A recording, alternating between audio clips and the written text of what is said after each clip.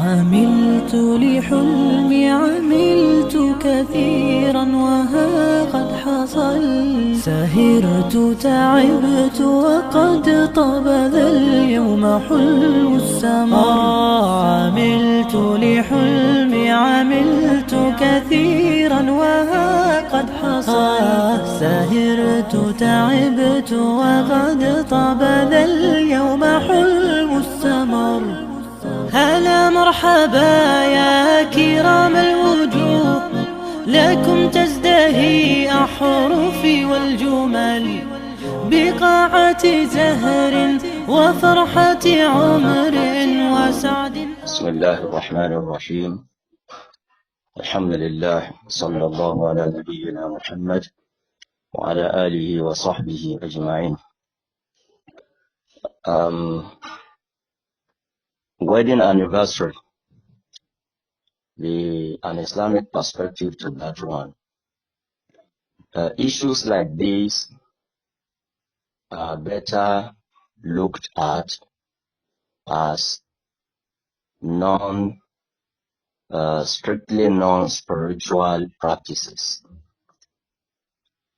Usually, what we do as human beings generally as subjects of the law of Sharia of Almighty Allah is usually categorized into two. What we do as spiritual acts, otherwise known as ibadah, and other things that we do either as cultural practices, as professional practices, and so on and so forth. The rule guiding whatever is not a strictly spiritual practice, al-ibadah,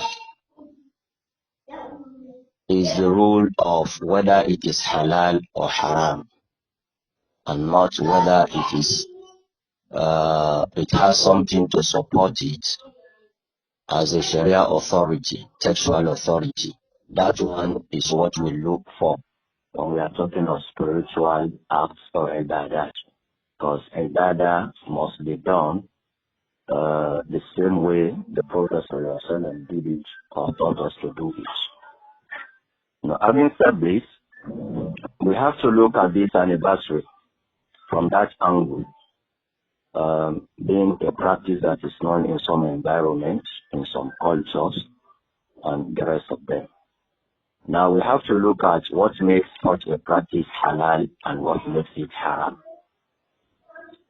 Number one is to find out where this particular practice is coming from or where it is being predominantly practiced. Because as a general rule, we are not allowed to pattern our way of living or to structure our lives in a way that will be copying what is known to be exclusive practices of non-Muslims. In more than one hadith of the Prophet ﷺ, he categorically stated that as Muslims, we need to preserve our identity. We have our own ways recommended for us by our religion, the way we do our things. We must not be seen to be blindly copying, emulating what followers of other religions are doing. So if the anniversary is put to that test and it passes the test, then we can go to any other, we can use another benchmark. But that should be the first benchmark to be used. Whether it is a practice emanating from followers of a particular religion that has become known to them with them as their own practice, then we are discouraged from doing our things or following the patterns of life of those who are not Muslims, particularly if such a practice has become known, has become like an identity for the followers of such a religion.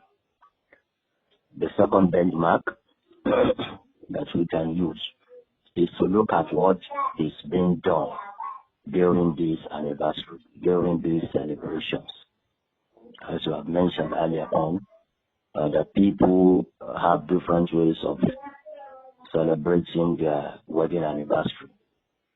Obviously, some of those things that you have mentioned are clearly haram, prohibited in Islam. Like the example you gave of people throwing up parties. We know what is meant by throwing up parties in this part of the world, where we will have so many prohibited acts going on in such parties. Then if that is the case, then even if it is originally permitted, then because of what is being done there that is not permitted, it will take the role of non-permissibility as well. But if it passed the first test that, oh, this is just a cultural practice, as it is known in other climes where Muslims are, where non-Muslims are the inhabitants of those places. It's also known even in Muslim-dominated areas. And that one does not make such a practice to be an exclusive practice of followers of another religion. Then the second one, as I said, we now look at what is being done while that anniversary goes on in any particular place. If they can avoid what is haram, then the rule of permissibility will take its course. And that is just the summary of what I have to say regarding this question you put to me. If what is being done, for example, the other example you mentioned just now, finding an opportunity to reflect on the past, that one is clearly halal. That one is clearly a halal practice. So that is why I gave you the general rule. If you are in doubt of whether something is halal and haram, then you can approach the scholar that will give you the ruling. But generally, if it is a cultural practice, non-spiritual act like that, then the rule is to look for what is halal and what is haram. So at least we're giving two examples now. One is clearly halal and one is clearly haram. And the Prophet ﷺ has always guided us in everything. If you are in doubt of whether something is halal or haram, he advises you to avoid it as a precautionary measure. But even before so doing, you can seek intervention of somebody that is more knowledgeable than you to tell you whether it is halal or haram. But from the two examples you've given, one is haram and the other one is halal. Bismillahir Rahmanir Rahim. Alhamdulillah wassalatu wassalamu ala Muhammadin wa alihi wa sahabatihi ajma'in. Assalamu alaikum wa rahmatullahi wa barakatuh. We thank Allah subhanahu wa ta'ala. We beseech His blessing on the nobles of Almighty Muhammad, his household companions, progenies, and those who follow his path till the day of judgment. Wedding anniversary, Islamic point of view. One thing we need to understand is that Islam is all-encompassing. Islam talks about spiritual life, also talks about the mundane life. But in Islam, before you can say anything is haram, that is illegal or unlawful, or this thing is lawful, is legal, you can be doing it, there should be a scriptural backing for that assertion. So I want to start by saying that marriage is an institution whereby both the husband and wife shows themselves love. And you know, in Islam, Allah made it clear that one of the impetus of marriage is love. وَمِنْ آيَاتِهِ أَنْ خَلَقَ لَكُم مِّنْ أَنفُسِكُمْ أَزْوَاجًا لِتَسْكُنُوا إِلَيْهَا وَجَعَلَ بَيْنَكُمْ مَوَدَّةً وَرَحْمَةً. That is, Allah puts between husband and wife love, and whatever that can increase that love is highly encouraged. Also, Prophet made it clear that لَمْ يُرَ لِمُتَحَابَيْنِ إِلَّا الزَّوَاجِ. Two lovers there is nothing we can give to them. There is nothing that is more suitable for them than to get married to each other. So from all this, we can see that, the institution of marriage, love is of high paramount whenever we are talking about that institution.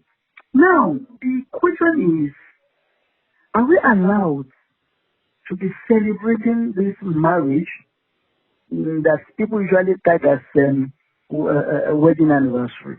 These US and scholars will say, since Prophet Muhammad did not do that, you don't have to celebrate it. It's a bid'ah and what have you. But the reason why this opinion is common in a way, some look at the angle from which that anniversary is coming to us, because it is alien in a way to us. So being alien to us does not say that you say it categorically that it is halal or it is haram. Because if we are to conclude that anything that is not from us as Muslims should not be taken, we will be going against many of the tenets of Islam. Let me just remind us one of an event that is monumental historically in Islamic history. There was a war by name. The name of the war is the Ghazwa to Uhud, the Ghazwa to Khandaq, that is the Battle of Trench. That trench was not common in Arab world. It was Salman al-Farisi, who suggested it. Prophet Salman accepted, in spite of the fact that Salman was from Persia, and Persia, in a way, they are pagans. Prophet did not say because that trench was from them, so we should not take it. He took it as an advice. So we can't conclude because in the wedding anniversary is from the Western world and whatever. That should not be our stand. The first thing we must understand is that let's look at that al-musamma. Let's look at the contents. Then let's look at the name. Nomenclature should not be our problem. A wedding anniversary, and since that's coinage is not in Islam, so it is bid'ah. No, that should not be our thing. So when people celebrate this wedding anniversary, some will read Quran, some will just remind each other some of those things they think they need to work on in their marriage. Some will throw party for people, though that one is a minor. And some will just say, let's go out and eat and dine. So that is how some go about it. So I want to say that if people can observe the following things, personally, I don't see anything wrong in doing that. The first thing that is very important is let's ensure that we have good intention. We are not doing it to show off. We want people to see what you are endowed with in terms of house, mansions, and what have you. Our intention matters because remember, yes, action shall be judged according to the intention. Then secondly, it should be a time for reflection. There is no marriage without each. So the husband and the wife will sit down. The husband and the wife are even learning in that situation. This also should be considered. And also when we are doing it, we should not be extravagant. We should not be prodigal. Maybe you want to drink, you want to throw a party, you want to give food to people. You shouldn't be prodigal. Then also, why giving food to people? You shouldn't be selective. That this food is for my friends who happen to be billionaires, millionaires, professionals, and what have you. But the talakawas, no, I don't have anything to do with them. It's never part of the Islamic attitude. And also, we should establish the fact that it's not another festival in Islam. It's not Eid. It's not Eid. It's just that, Allah says in the Quran, "Zakirhum bi ayyam Allah," to remind them with the days of Allah. So the day you got married is one of the days, and the day that you are celebrating that wedding ceremony is another day that is of high paramount in your life. And the last thing I think we need to take note is that we shouldn't allow the celebration or the anniversary to override other most important activities in our life. Just because you are doing wedding anniversary, you abandon solace, you doing the solace, or you are now engaging in what is bad, taking alcohol and whatever.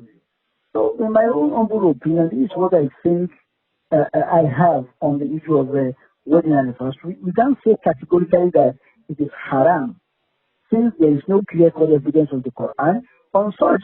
And I don't think any of our scholars have really declared it as being haram. The only challenge is that some will claim that since it's not part of our culture, it's alien to Islam, so why celebrating it? But that is not enough as an evidence to say it is not allowed. Wallahu ta'ala a'lam. Assalamu alaikum wa rahmatullahi wa barakatuh. Matters like this do not fall within the scope of acts of worship. So video may not be there unless anyone who has taken it to be the kind of religious service, religious act he has to be at a particular time. So there is nothing religious about it. It's a worldly thing. Another thing is this was not something common amongst those who came before us, but it has to do with culture and the evolving society. So people can always bring things that may better their living and their life generally, even though it was not done in the past, as long as it doesn't contradict any of the principles of Islam. So on this particular one, we have to look at the advantages and disadvantages in it. So if we see that there are advantages there are benefits in putting up this and maintaining family, especially when there are so many families collapsing now.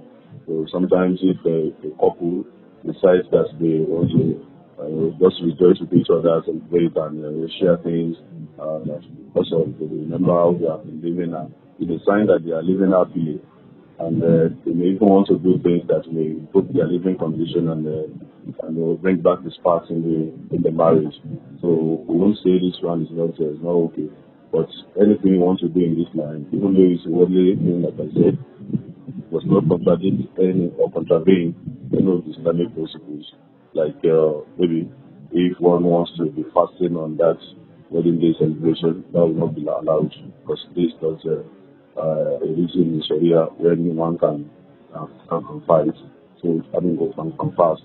So even though we want to show appreciation to Allah, one can do it in so many ways. Giving charity is okay, but putting up a walima for that, maybe holding a party for that, we won't say that would be haram, but it may be disliked, because if people follow in this as well, it will lead to extravagance and spending in things that Sharia is not even encouraged.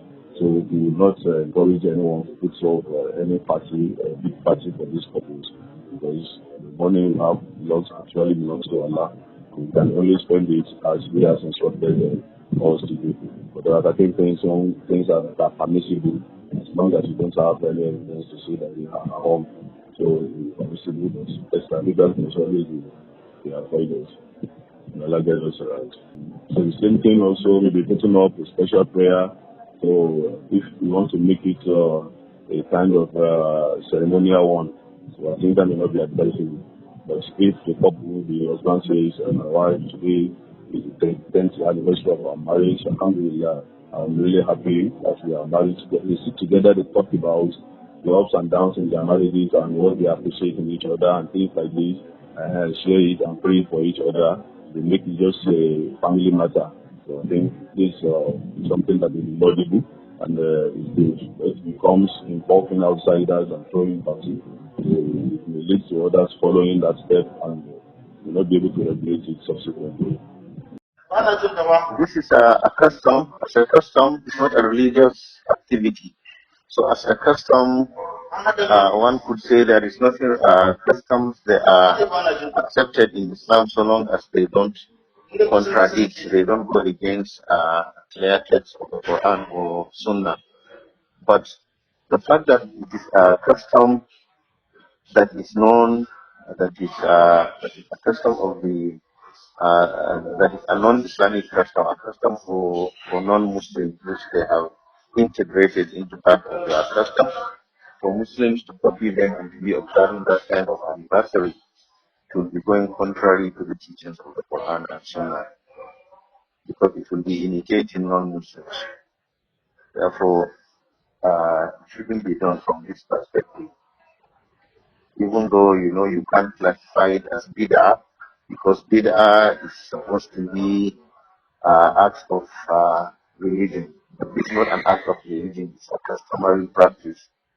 But even in customary practices, we are not supposed to be imitating non-Muslims, because there is nothing peculiar about anniversary. There is nothing peculiar, there is no wisdom in celebrating it, other than other people are doing it.